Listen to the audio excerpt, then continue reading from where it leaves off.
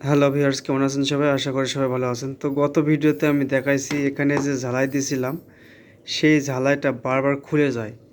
তো এখানে এমন একটি পদার্থ আছে সেটা সেখানে কোনোভাবেই রাং লাগে না। তো আমি চিন্তা করলাম অন্য একটা পদ্ধতি খাটাই, ঝালাই ছাড়া। ঠিক আছে, এখানে হালকা করে একটু ঝালাই দিয়েছিলাম, দেওয়ার পরে এখানে যে টেপ, আগে টেপ পিছিয়ে এনেছি 5-7 পিস পেঁয়াজ বেশি করে পেঁচাই এনেছি। নেওয়ার পরে এখানে এই যে গুনা আছে না, এই গুনা দিয়ে ভালো করে টাইট করে বাঁধিয়েছি। এখন আর সহজে খুলবে না ইনশাআল্লাহ, দেখা যাক কি হয়। তো এখন অনেকটা মজবুত হয়েছে আগের যেমন মনে হয়। এখন যদি এই গোড়ার থেকে তার ছিঁড়াও যায়, তারপরে ঝালাইয়ের থেকে আর উঠবে না। ঠিক আছে,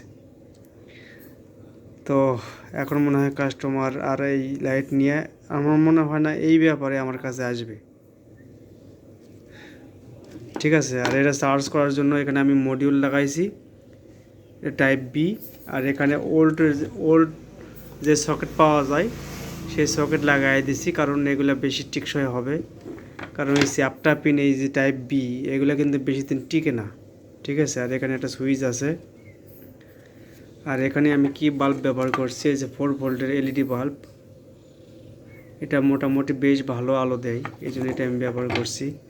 তো এই মোটামুটি লাইট, আর এটা টোটালি খরচ হয়েছে আপনার 100 টাকার মতো হবে আর কি, তারও একটু কম হবে।